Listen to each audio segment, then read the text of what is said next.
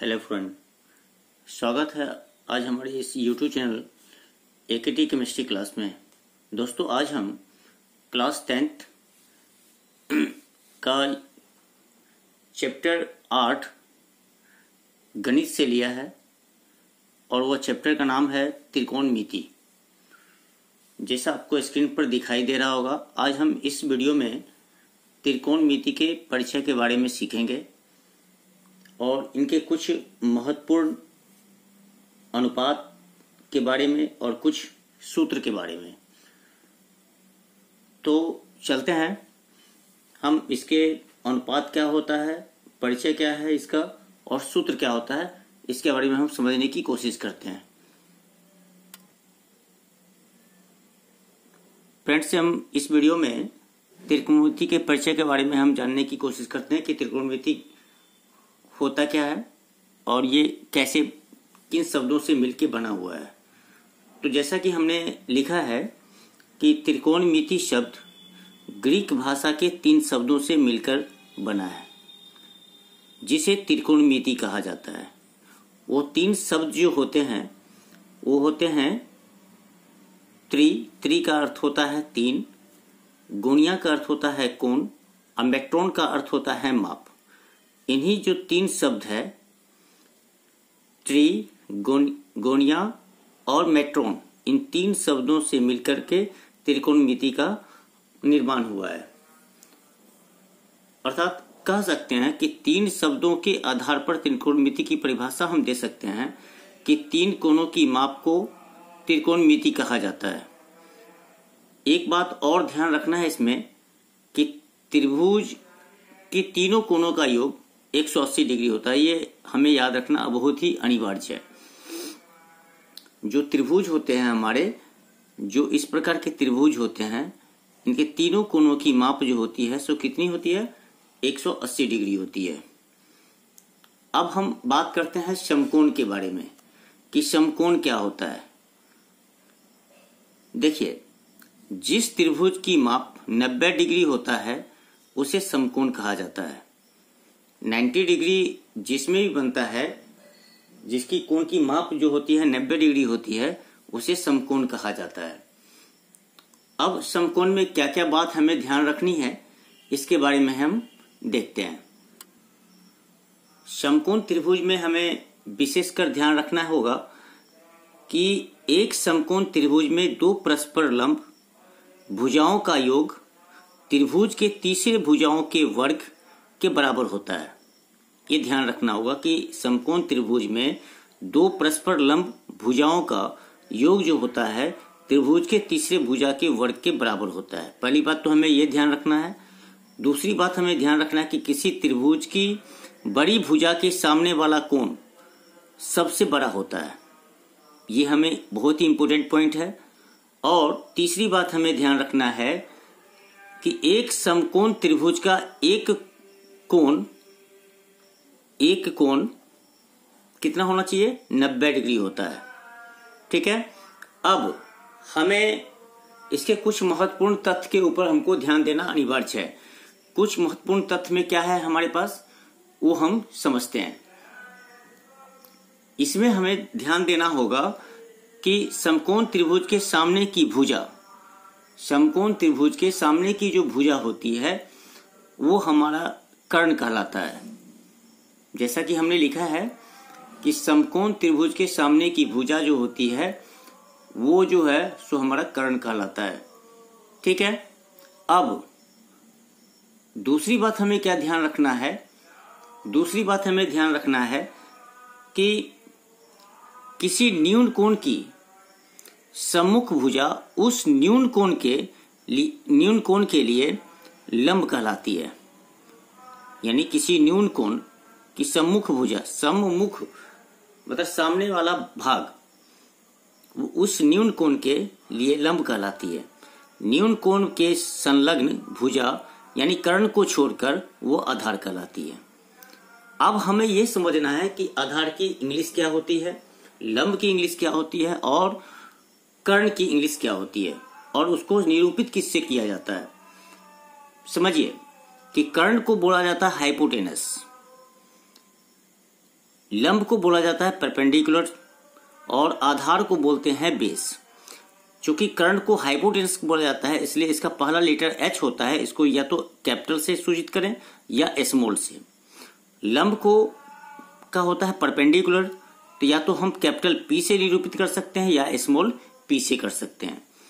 आधार जो होता है हमारा बेस होता है, या कैपिटल बी से करें या बी से करें। तो हम किसी भी वर्ड में हम स्मॉल से या कैपिटल से, दोनों से हम इसका कर सकते हैं। अब है नोट में हमने दिया है कि न्यून कोण को निरूपित करने के लिए कभी कभी ग्रीक वर्णमाला के अक्षर का उपयोग किया जाता है, यूज में लाया जाता है। ठीक है ना। जैसे देखिए, ये इस प्रकार की साइन को हम बोलते हैं थीटा, इसको हम बोलते हैं अल्फा, इसको हम बोलते हैं बीटा, इसको हम बोलते हैं गामा, इसको हम बोलते हैं गामा। और ये जो है जीरो लिख करके उसको पेज को चीर देते हैं, यानी ये सीधा लाइन खींच देते हैं, तो ये हमारा कहलाता है फाई। तो इन सब चीजों का उपयोग हम करते हैं खासकर त्रिकोणमिति के छोटे से कोण को बताने के लिए। अब हम इसके आगे के टॉपिक की तरफ हम ध्यान देते हैं। अब हम इसके कुछ अनुपात के बारे में जानने की कोशिश करते हैं कि इसका अनुपात क्या होता है। मैंने लिखा है यहाँ पे त्रिकोणमितीय अनुपात, यानी ट्रिकोमेट्रिकल रेशियो। ठीक है। अब इनके जो रेशियो होते हैं हम उसके बारे में चर्चा करते हैं। देखिए, हमने एक समकोण त्रिभुज लिया, जैसे बी कोण को हम 90 डिग्री पे रखा। ये हमारा कितना का कोण बनता है? 90 डिग्री का। इसको हमने ए माना, इसको हम सी बोलते हैं। 90 के ठीक सामने वाली भुजा, ये हमारा एच कहलाता है। एच का मतलब होता है ये हमारा कर्ण, इसको हम बोलते हैं कर्ण। और चूंकि अगर यहां पे थीटा बनता है तो ये हमारा कहलाएगा लंब, यानी पी। और अगर ये कोण बनता है तो इसके लिए बेस ये हो जाएगा और पी ये बन जाएगा, वो हम आगे चर्चा करेंगे। तो यहां पे हम पहले बात करते हैं कोण सी के लिए, यानी इस कोण के लिए हम बात करते हैं। इस कोण के लिए बेस हमारा ये होगा और लंब हमारा ये होगा और एच हमारा, एच में हमारा कोई फर्क नहीं पड़ेगा। यहां पे हमने स्पष्ट लिखा है कि आधार जो होगा हमारा बीसी, कर्ण होगा हमारा एसी और लंब हमारा होगा एबी। किसके लिए? तो कोण सी के लिए। अब इसी कोण को कोण ए के लिए अगर हम बात करें तो कोण ए के लिए हमारा आधार हो जाएगा एबी, यानी एबी जो है ये हमारा बेस बन जाएगा। ये चेंज कर जाएगा, ये हो जाएगा बेस। ठीक है, समझ गए होंगे।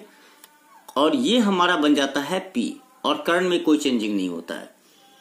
ठीक है ना। तो कोण ए के लिए आधार हमारा क्या हो जाएगा? एबी, कर्ण हो जाएगा एसी तथा लंब हो जाएगा हमारा बीसी। ठीक है। अब इनके रेशियो में हम देखते हैं कि जो रेशियो हमारा होता है साइन थीटा होता है, कॉस थीटा होता है, टेन थीटा होता है। ये सीक्वेंस को नहीं भूलना है।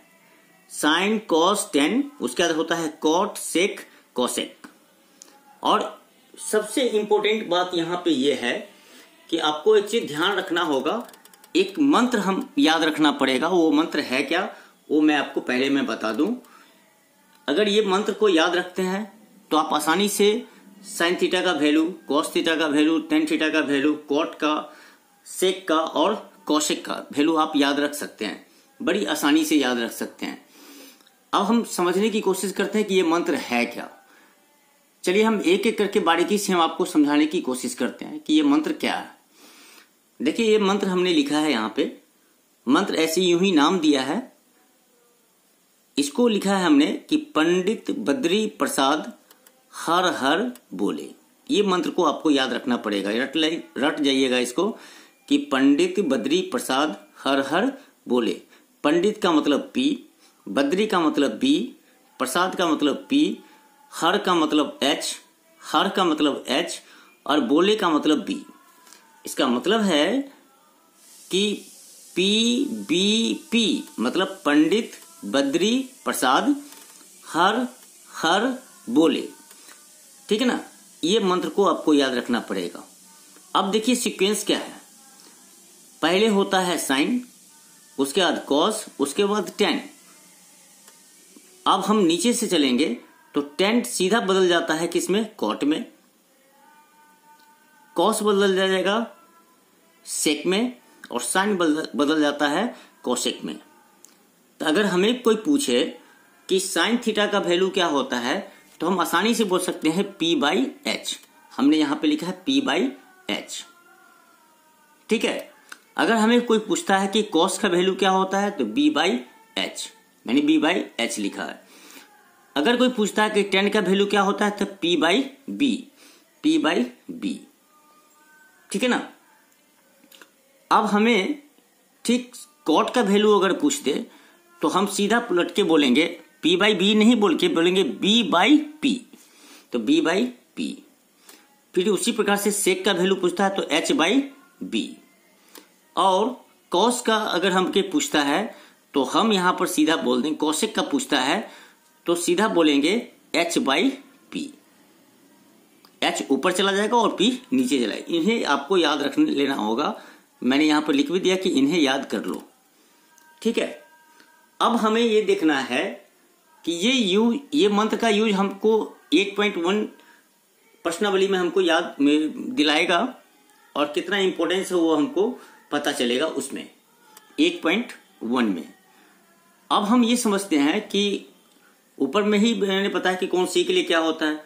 अब यहीं पे हम अगर बता दें कि साइन सी, कॉस सी और टेन सी के लिए इसका क्या हो सकता है, तो हमने सिर्फ स्पष्ट रूप से यहां पर क्लियर कर दिया है कि यहां पर सी के लिए अगर निकालेंगे तो ये हमारा बन जाता है बेस, यानी बीसी हमारा हो जाएगा बेस। आप यहां पर लिख सकते हैं कि बीसी हमारा बेस है, और कर्ण तो हमारा एसी ही होगा, और ये हमारा बन जाएगा परपेंडिकुलर, तो इसको हम लिख सकते हैं P/H। तो इसमें और इसमें मतलब कोण सी के लिए सेम टू सेम, और कोण ए के लिए भी यहां सेम टू सेम होगा। सिर्फ ध्यान ये रखना है कि जब कोण ए की बात अगर करता है, कोण ए की बात करेगा तो सीधा बदल जाता है, ये आपका बेस बदल जाता है, कर्ण में कोई चेंजिंग नहीं होता है, कर्ण में कोई चेंजिंग नहीं होता है। देखिए यहां पे याद रखना है, इस सी के लिए बेस हमारा बीसी हो जाएगा ये वाला, और कोण ए की बात अगर करता है तो ये हमारा बेस बन जाएगा, और ये हमारा बन जाता है पी। लेकिन जब यहां तक तो फॉर्मूला में कोई चेंजिंग नहीं पता चल रहा है, लेकिन जब हम इसको इस्तेमाल करेंगे सवाल में, क्वेश्चन करने में, तब इसके मान में हमको देखने को मिलेगा फर्क कि इसका मान कैसे बदलता है इस हिसाब से। तो नोट में आपको कुछ बात को ध्यान में आपको रखना होगा, वो क्या चीजें हैं वो आप समझने की कोशिश करें। देखिए मैंने नोट में लिखा है कि कोण सी के लिए बेस मतलब आधार बीसी होता है, ठीक है ना, कर्ण वही रहता है। कोण ए के लिए बेस ए बी होता है, कर्ण वही होगा। सूत्र बनाने के लिए कोई फर्क नहीं है, मान निकालने में फर्क आता है। जब इसका मान हम निकालेंगे तो बहुत सारी बातें इसमें हमको फर्क डालेगा। अब हम इसके कुछ और टॉपिक की तरफ हम बढ़ते हैं। यहां पे हमने लिखा है ध्यान दें। ध्यान दे का मतलब क्या हो गया कि क्या चीज ध्यान देना है। यहां पे ध्यान देना है कि कोण सी तथा कोण ए के मान पर ध्यान दें। और ये जो मंत्र हमने लिखा है, इस मंत्र को तो आपको ध्यान रखना ही पड़ेगा, क्योंकि इनके बिना तो आप चल ही नहीं पाएंगे। अगर याद हो जाती है बड़ी अच्छी बात है, लेकिन इसको एक दो बार प्रैक्टिस करें, आपको याद हो जाएगी। अब देखिए यहां पे मान में कैसे फर्क आता है। यहां पे देखिए कि एक समकोण त्रिभुज लिया है और ये 90 का कोण बनाया है। अब यहां पे दो फिगर हमने लिया है, फिगर ए और फिगर बी। कर्ण हमें कोई चेंजिंग नहीं है, एसी हमारा कर्ण ही है। ये भी 5 सेंटीमीटर मैंने लिया है, इसको भी 5 सेंटीमीटर लिया है। ये हमारा 4 सेंटीमीटर लिया है, यहां भी हमने 4 सेंटीमीटर लिया है। ये 3 सेंटीमीटर लिया है, ये भी 3 सेंटीमीटर लिया है। यहां कोई दिक्कत वाली बात नहीं है। दिक्कत कहां पे आती है वो आप समझिए। फिगर 1 में कोण सी के लिए बात करते हैं, तो कोण सी के लिए बेस हमारा क्या होगा, बीसी होगा। पीछे भी मैंने बताया है और इसमें भी आप देख रहे कि मान में क्या फर्क आता है। साइन सी, तो साइन बराबर क्या होता है, पी बाई एच, तो मैंने लिखा पी बाई एच, यानी ए बी बटे ए सी। तो पी हमारा कितना है, पी हमारा कितना है, 4 है, और एच कितना है, 5 है, तो 4/5। इसी प्रकार से हमने cos सी के लिए निकाला, तो cos सी का मतलब हो जाता है b बाई एच, तो हमने लिखा b बाई एच यानी BC बटा AC। तो b क्या है हमारा 3 सेंटीमीटर और h क्या है हमारा 5 सेंटीमीटर, 3/5। इसी प्रकार से ये सारे मान को हमने यहाँ पे निकाला है। तो इस मंत्र की सहायता से आप इस सब का मान जो है सो आप याद कर सकते हैं, रख सकते हैं। अब इसी प्रकार से फिगर बी में देखिए कोण ए के लिए, अब यहां पे कोण बदल गया, इसके लिए बात कर रहा है, इसके लिए नहीं। इसके लिए तो मैंने फिगर 1 में बता दिया। इसके लिए देखिए साइन वही होगा पी बाई एच, तो पी बाई एच यानी बीसी बटा एसी।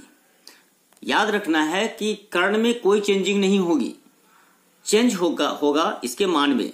अब यहां देखिए पी कितना हो गया, यहां पे पी हो गया यहां पे 3, ठीक है, और यहां पे कितना हो गया h 5। तो कर्ण में कोई चेंजिंग नहीं हुआ है। यहां पे देखिए कि p कितना है, 4 है, ठीक है। ध्यान दीजिए कि यहां पे कि आपको पता चल जाएगा, मैं बताता हूं स्पष्ट रूप में, दोनों में फर्क मैं बताता हूं। यहां पे देखिए कि p कितना है, 4 है, यहां पे p कितना है, 3 है, लेकिन 3 किसके लिए आया, कोण ए के लिए आया। 4 किसके लिए आया, कोण सी के लिए आया। तो यही फर्क होता है ये वैल्यू में, ठीक है ना। इसी प्रकार से कॉस की बात करते हैं, तो कॉस के बारे में क्या होता है, कॉस होता है b बाई एच, तो हमने लिखा b बाई एच। अब यहां पे जो b बाई एच होगा ये कितना हो जाएगा, 4/5, 10 p बाई बी यानी BC बटा AB, ये हो गया 3/4। इसी प्रकार से सारे मानों को हम प्रैक्टिस करेंगे तो भी हमारे समझ में आएगा। अब कुछ जो फॉर्मूला है उसको हमको ध्यान रखना है कि उस फॉर्मूला को हम कैसे याद रख सकते हैं। आप एक चीज को अच्छी तरह से ध्यान से देख लें, समझ लें। ये हमारा पाइथागोरस सूत्र होता है, पाइथागोरस प्रमेय भी बोल सकते हैं इसको। देखिए लंब स्क्वायर जोड़ आधार स्क्वायर बराबर होता है कर्ण स्क्वायर। आपको ध्यान रखना है कि कर्ण जब हम निकालते हैं, कर्ण स्क्वायर निकालते हैं, तो उसमें सिर्फ प्लस होता है, बाद बाकी सब में माइनस होता है। ये भी माइनस में आएगा और ये भी माइनस में आएगा, ठीक है। तो लंब को हम परपेंडिकुलर बोलते हैं इसलिए P लिखा, आधार को हम बेस बोलते हैं इसलिए B लिखा, H कर्ण को हम हाइपोटेनस बोलते हैं इसलिए H स्क्वायर लिखा। या तो इस प्रकार से लिखें या इस प्रकार से लिखें, दोनों ढंग से आप लिख सकते हैं। अब यहां पे देखिए कि एच स्क्वायर की बात अगर हम करें, एच स्क्वायर बराबर पी स्क्वायर जोड़ बी स्क्वायर होता है, तो एच अगर निकालते हैं तो सीधा रूट अंडर चल जाता है, स्क्वायर जब हटाते हैं तो रूट चढ़ता है, तो ये बन जाता है पी स्क्वायर जोड़ बी स्क्वायर। बी स्क्वायर निकालेंगे तो P square minus H square होता है। अगर सिर्फ बी निकालते हैं यानी स्क्वायर हटा देते हैं तो ये सीधा बन जाता है, रूट अंडर चढ़ेगा पी स्क्वायर अब माइनस एच स्क्वायर। और पी स्क्वायर जब निकालते हैं तो B square minus H square, और जब पी निकालते हैं यानी स्क्वायर हटाते हैं तो रूट चढ़ता है, ये हो जाता है B square minus H square. आप इनको अच्छी तरीका से याद कर लें, प्रैक्टिस करें और समझने की कोशिश करें। एक बार नहीं हो, 2 बार 3 बार करके इस वीडियो को चला के देखें, आपको अच्छी तरह से इसमें याद हो जाना चाहिए। क्योंकि इससे क्वेश्चन 10th क्लास में बहुत ही पूछा जाता है, इसलिए बहुत ही आसान तरीका से इसको हमने बताने की कोशिश किया है। अगर ये वीडियो आपको अच्छा लगता है तो हमारी वीडियो को लाइक करें, सब्सक्राइब करें और कमेंट जरूर करें। तब तक के लिए अगले वीडियो में हम देखेंगे इसके कुछ एग्जाम्पल्स, वो किस प्रकार से करते हैं इसके बारे में। तब तक के लिए धन्यवाद, थैंक यू।